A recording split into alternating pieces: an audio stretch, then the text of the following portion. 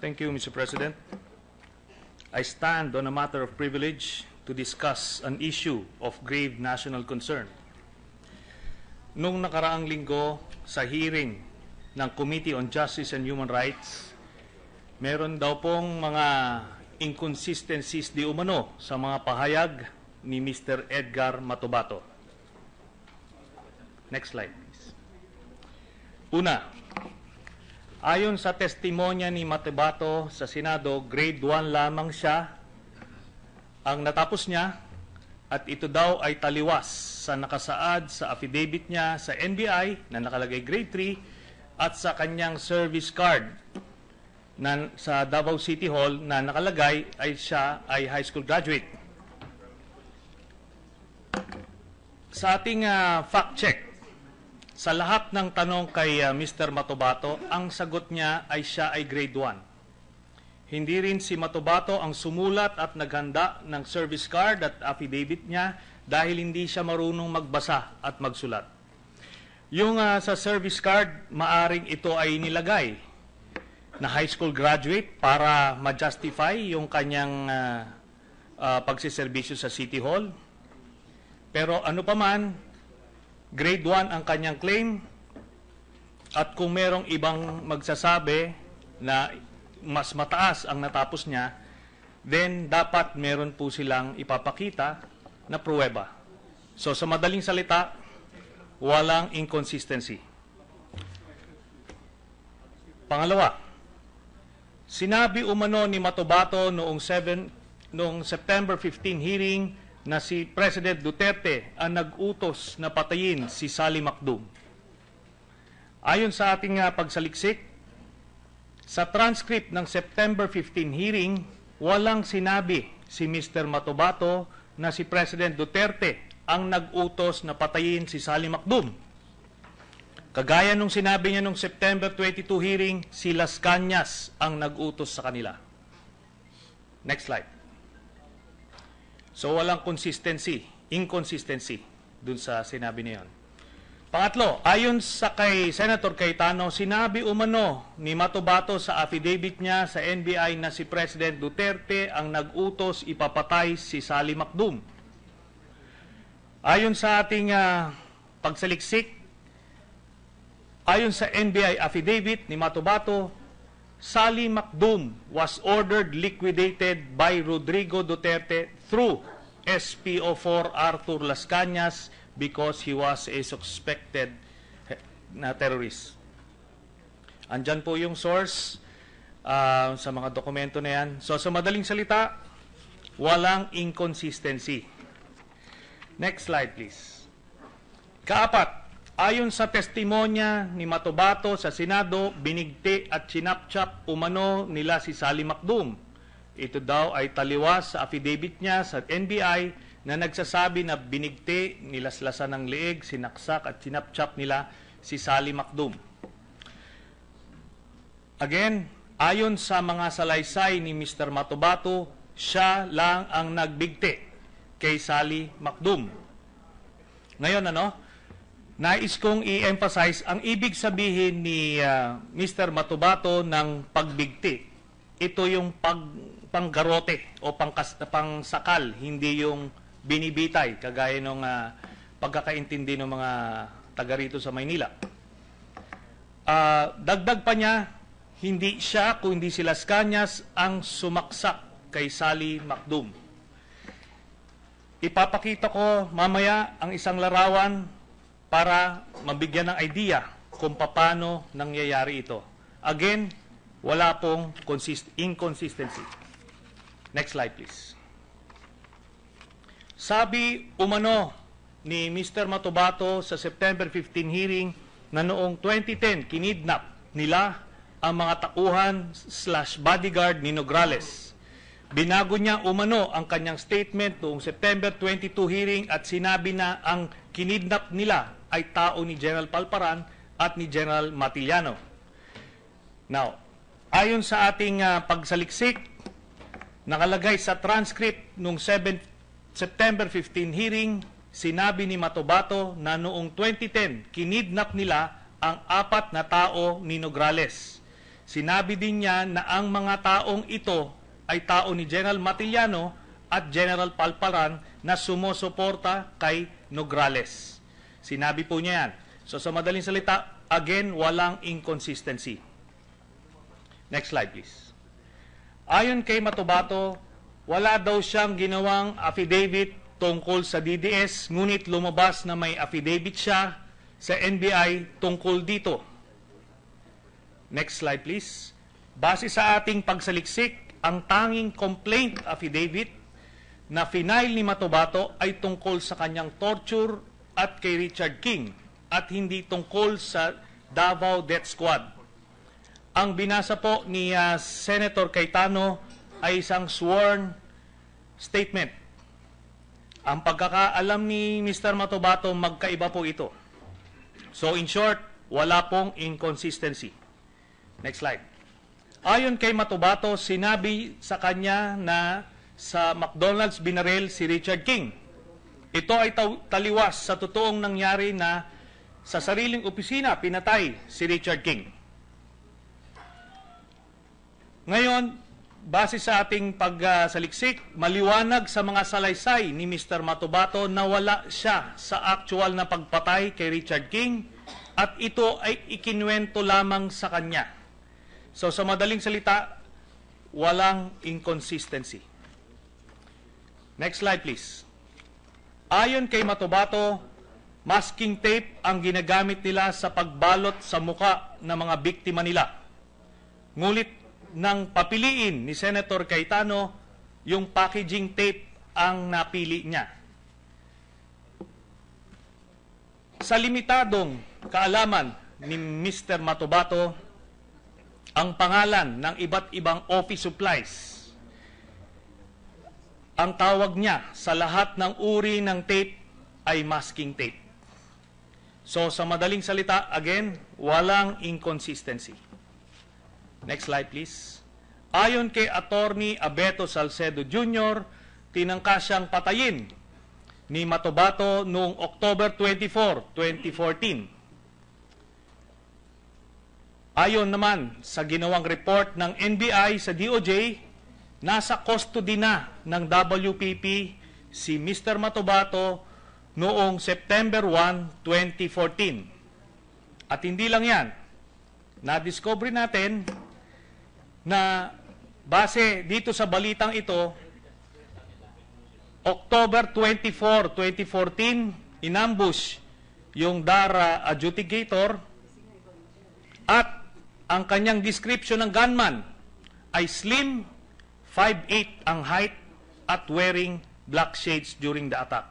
So maliwanag, hindi si Mr. Matubato yan dahil mga 4'8" lang yata ang height ni Mr. Matubato. So isang talampakan ang diferensya sa description. Siya po yung nag-file ng kaso ngayon kay Mr. Matubato. Next slide. Ngayon, kung meron pa mang ibang inconsistency pa, ito ay minor lamang at pwede nating ipaubaya sa memory lapse dahil sa edad niya na 57 years old at dahil sa dami ng kanyang napatay o nakitang napatay, ito ay nagiging regular na pangyayari sa buhay niya. Kagaya rin nating lahat, walang may perpektong memorya. Bukod pa riyan, siya ay nakatapos lamang ng grade 1 at hindi makapagtagalog ng maayos. At dahil hindi siya makabasa, ang buhay niya ay umaasa ng malaki sa tiwala ng mga tao sa paligid niya. Kung ano ang sasabihin sa kanya ng mga taong pinagkakatiwalaan niya, yun ang pinangahawakan niya. Ano't ano pa man, pagkatapos ng mahigit 10 oras na cross-examination at scrutiny ng ating mga mahuhusay na mga senador, inconsistencies lamang ang kanilang napuna at wala ni isang sadyang sinungalingan silang nakita. At habang sumasang-ayon ako na pwedeng subukan butasan ang testimonya ng isang testigo para matest ang kanyang credibility, considering ang fact-finding nature ng legislative inquiry, mas ginusto ko na magkalap ng mga impormasyon at ebidensya para ma-validate o hindi ang mga pahayag ng testigo. At ito ang aming nakita. Ayon kay Matubato, nagserbisyo siya sa Davao City Government hanggang 2013, September, no umalis siya sa DDS. Dito po, sa service card ni Matubato bilang empleyado ng Davao City Government, makikita natin na naka-assign siya sa City Mayor's Office sa Davao City. At dito sa date, as early as September 1990, ay nagtatrabaho na siya sa City Mayor's Office. Sa madaling salita, totoo ang kanyang mga pahayag. Next slide. Dito po sa ID ni Matubato bilang empleyado ng Davao City Hall, makikita natin si Mayor Sara Duterte ang nakapirma dahil si Mayor Sara Duterte ay siyang mayor simula 2010 hanggang 2013 sa Davao City. So hanggang dun sa panahon na yon ay totoo ngang empleyado siya. Next slide. Dito sa payroll ng job order, makikita natin ang pangalan ni Mr. Edgar Matubato na siya ay naka-assign dito sa Davao City Hall as late as July 1, 2013 based on this payroll na pirmado po ng mga opisyal ng Davao City Hall Government. So, totoo po ang kanyang mga pahayag.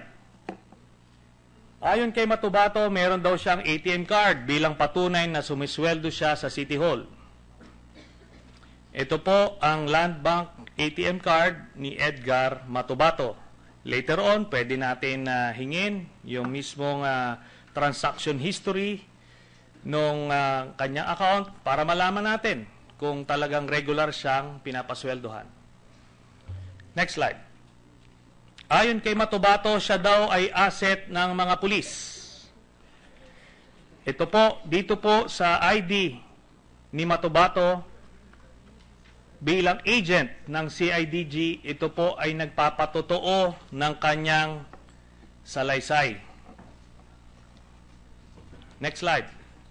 Ayon kay Matubato, siya daw ay naka-assign sa heinous crime section ng Davao City o Davao City Hall.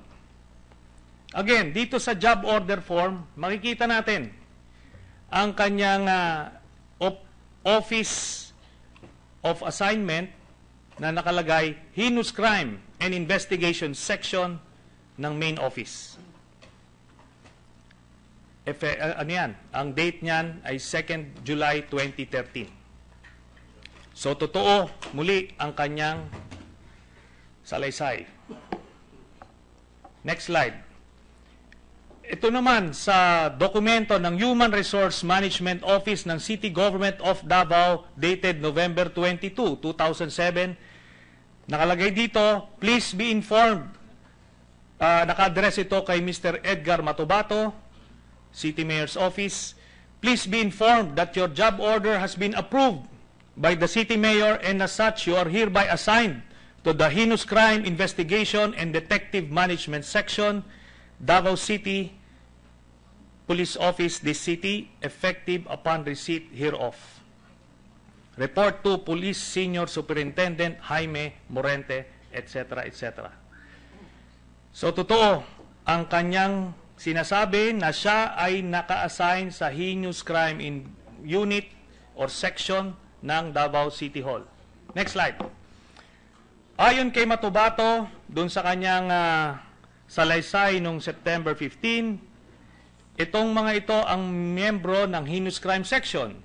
Major Lau, Major Francia, Arthur Las Cañas, Sunny Beneventura, Jim Tan Braganza. Ayon sa ating fact check, sinabi mismo ni General De La Rosa, ang ating Chief PNP, and I quote, iyong pinagsasabi niya kanina, Your Honor, nakasama niya yung mga taga-heinous crime yun. Unquote. So, totoo ang salaysay ni Mr. Matubato. Next slide. Ayon kay Mr. Matubato, mayroon siyang barel na Colt caliber 45. Ayon sa ating pagsasaliksik, meron siyang firearm license card na ang nakalagay na barel ay Colt na caliber 45 na pistol. Totoong muli ang kanyang salaysay. Ito ang kanyang permit to carry firearms outside of residence na again nakalagay caliber 45 Colt ang brand. Totoong muli ang kanyang sinasabi. Next slide. Dito sa kanyang application for firearms license, makikita natin na ang kanyang office na pinanggagalingan ay mayor's office. At ang kanyang nakalagay na hindi ko mabasa eh.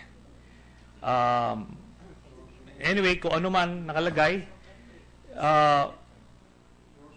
source of firearm is, ang pangalan dito ay si Arthur Las Cañas. Okay? Totoong muli na talagang silang dalawa ni Mr. Las Cañas ay magkasama.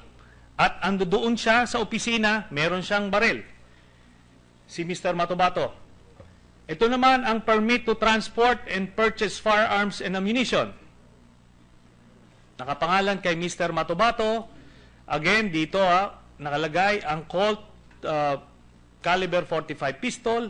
At dito sa permit to purchase firearms and ammunition, nakalagay ang kanyang address as care of Office of the City Mayor, Davao City. And dito po sa remarks, transfer of firearm from Arthur B. Las Cañas of Davao City. Next slide, please. Totoo po, muli ang kanyang sinabi. Ayon kay Mr. Matubato, siya ay hitman ng Davao Death Squad. Ngayon, base sa ating fact check, si General De La Rosa mismo ang nagkumpirma nito. And I quote, I heard his name, narinig ko yung pangalan niya, Edgar Matubato, doon sa Davao, ito daw ay tirador.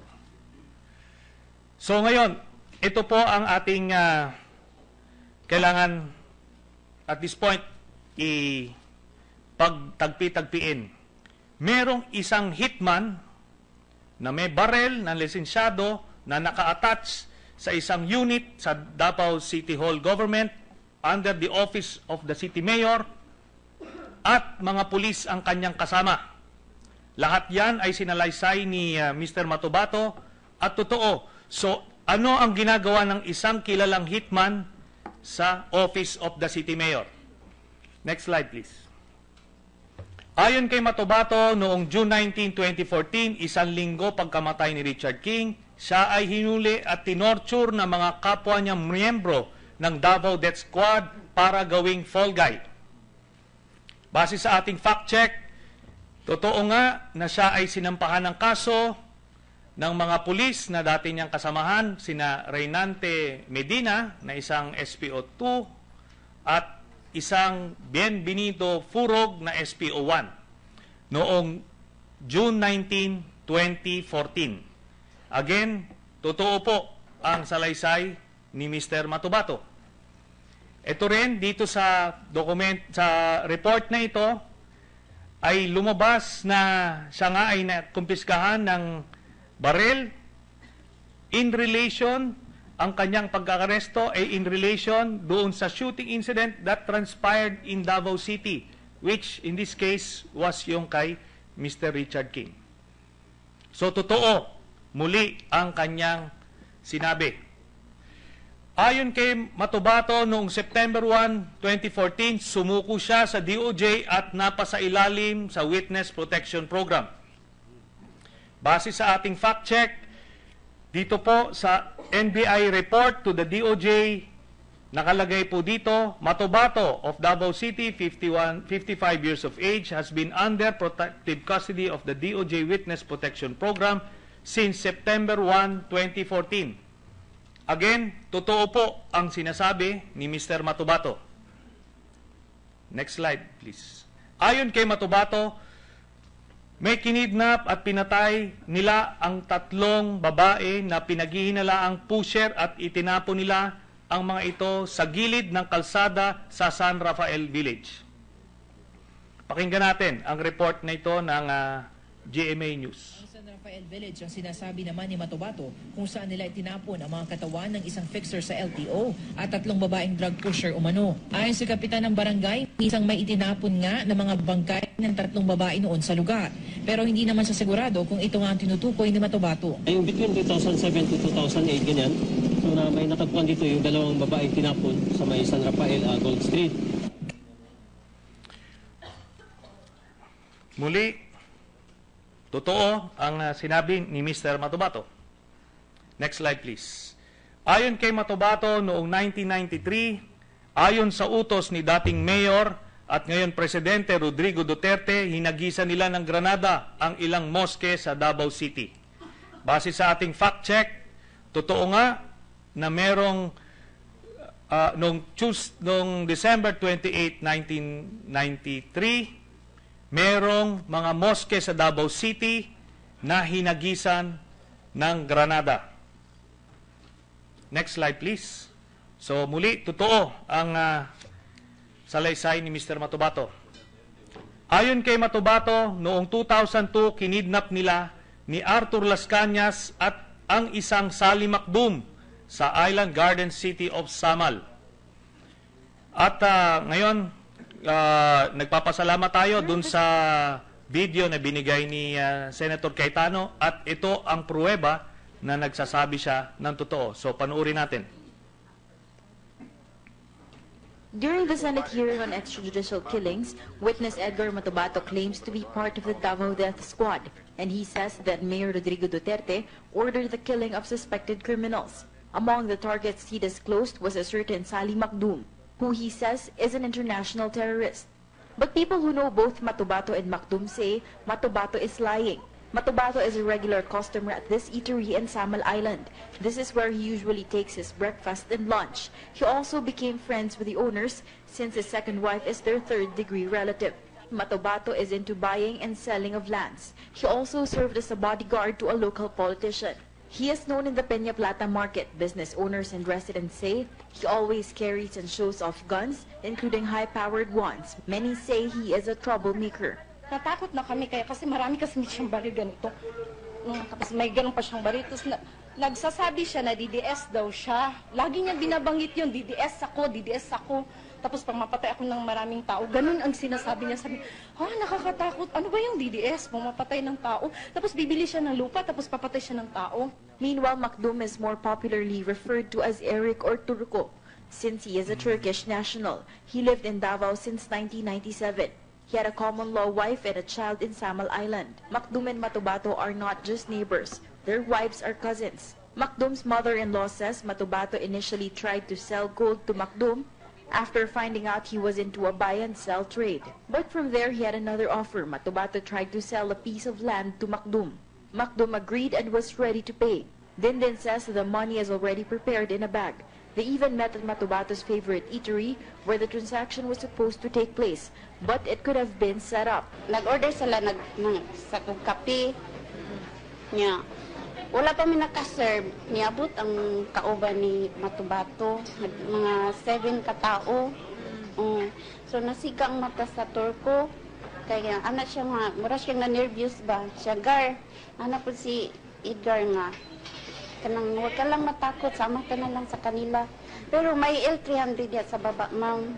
Dindin claims some investigators came over since Macdum's wife filed a complaint, but Matubato's wife tried to stop them from cooperating with the law enforcers. Mo ari ang CIDG, ma'am, no? Pag nasa CIDG mo, puli ang igsoon, asawa nga. Nung kanang ino niya akong asawa ba nga? Nung dili ka mag-testimony ha? Ayaw pag-testimony ha, kay madaot ka, anak. And until now, Macdum's family never found justice for him. Trisha Terada, CNN Philippines, Davao City. So diyan po sa video ng CNN Philippines, pinapatotoo na kinidnap nga nila Mr. Edgar Matubato at kanyang grupo si Mr. Sally Macdum. Alam nyo, nung unang hearing, hindi kilala ito si Mr. Sally Macdum at pinagdudahan natin yung kanyang credibility dahil baka nga inexistent itong tao na ito.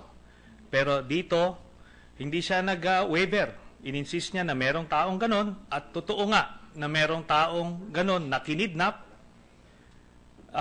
sa Samal Island. At 7 silang kumidnap ayon dun mismo sa saksi. Ngayon, ayon kay Matubato, ang Laod Quarry sa Maa, Davao City na pagmamay-ari ng isang SPO4 Ben Laod ang tapunan ng mga sinasalvage nila. Base sa ating fact check, may mga nakitang mga buto. Noong 2009, dito po sa tinatawag na Gold Cup Firing Range, a privately owned premises run and operated by a retired policeman, retired SPO4 Bienvenido Laod alias Tatay Laod. Totoo po ang sinabi ni Mr. Matubato. Bukod pa riyan, again, another report, the property tagged as Gold Cup Firing Range is allegedly owned and operated by retired policeman identified by the CHR as SPO4 Bienvenido Laod alias Tatay Laod. Totoo ang kanyang salaysay. Dito sa recently posted article ng PCIJ at Rappler, lumalabas dito na noong November 9, 2014, dito nga sa Laod Quarry in Davao City ay naging natapunan ng mga bangkay na pinatay ng DDS. So muli, totoo ang kanyang sinabi. Next slide please. Ayon kay Matubato, ang pagkaalam niya, pinatay si Richard Ging dahil sa away sa babae. Ayon sa ating fact check, ito ay tugma sa pahayag mismo ni President Duterte. Panoorin natin. Kulangko. Itong si Kulangko,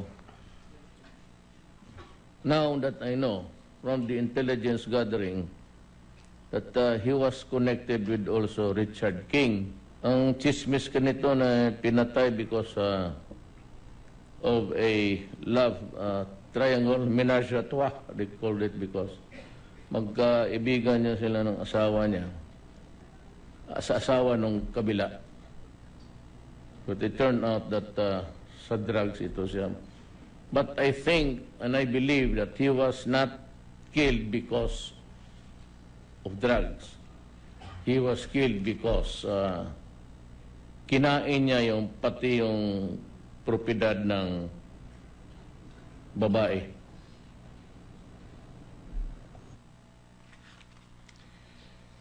Ngayon, you be the judge. That's the word of the President. Hindi ko sinasabi na totoo.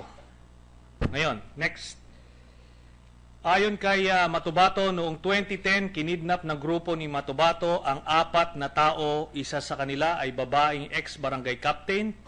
Sila daw ay mga tauhan ni General Matiliano at ni General Palparan na sumusuporta kay Nograles na dating speaker. Sila ay pinatay at itinapon sa dagat. Ayon din kay Mr. Matubato, minsan ibinabalot nila ng masking tape or packaging tape, na yun ang tinuro niya, ang kanilang biktima upang hindi makilala. So base sa ating fact check, 2 supporter ni General Palparan ng party list group nila ay namatay, ay natagpo ang patay. Isa dito ay former barangay councilwoman Juliana Noquera. Isa ring bangkay ng nagngangalang Rolando Miranda was also recovered in the same day diyan po sa Kaputian District, Island Garden City of Samal. So again, totoo ang naging salaysay. Meron din dito another news report. Ito ay mga news report noong 2010 that the Regional Police Office of Region 11 identified the victims as Ronald Miranda, who was found dead in the island garden city of Samal, while former barangay kagawad Juliana Huling Noquera was found in Santa Maria, Davao del Sur. So totoo ang sinabi niya. Despite the denials of former Speaker Nograles and his son, Congressman Nograles. So dito po, sinasabi nila former Congressman Pastor Alcober at Palparan, ini-implicate nila si former Mayor and now President Duterte in the abduction of Noquera and Miranda. Totoo ang sinabi ni Mr. Matubato. Dito po, sa picture na ito, babasahin ko, makikita ninyo na iba't ibang anggulo ng isang bangkay na natagpuan. Ang sabi ni former Congressman June Alcober doon sa isang Facebook post, ito ay si Kaonald, security at anti-communist organizer namin sa Kalinan, Davao City. Kinidnap ng DDS kasama isang babae, barangay councilor at pinatay sa saksak at tinapon sa dagat ng Samal Island. Before nailibing ang bangkay, pinarada namin ito sa Davao City Hall and challenged Digong to arrest DDS responsible for their deaths. Hanggang ngayon, walang aksyon at resulta sa investigasyon. Makonsensya ka, Digong. Alam mo bakit pinatay sila? Gabaan gyud ka, Digong. Gabaan gyud ka. Totoo ang sinabi ni Mr. Matubato. Dito po, nais nating ipakita yung sinabi ni Mr. Matubato kung anong ginagawa nila dun sa masking tape o yung tinuro niya na packaging tape na binabalot sa muka. Makikita rin natin ang leeg na ginarote na ang tawag ni Matubato ay binigti. Next slide. Dito rin natin makikita na habang may bigti o may ginarote yung biktima, meron pa ring saksak sa dibdib. At kung makikita natin yung mga lacerations, sinusubukan nilang palakihin yung butas ng tiyan. Ito ang mga gawain ng DDS. Now that we have seen the different corroborating evidence on the testimony of Mr. Edgar Matubato, we are faced with a very frightening prospect, that of having a mass murderer as president of the country. I am sure, prior to this inquiry, all of us have heard of rumors about the Davao Death Squad, and that then Mayor Rodrigo Duterte was somehow behind it.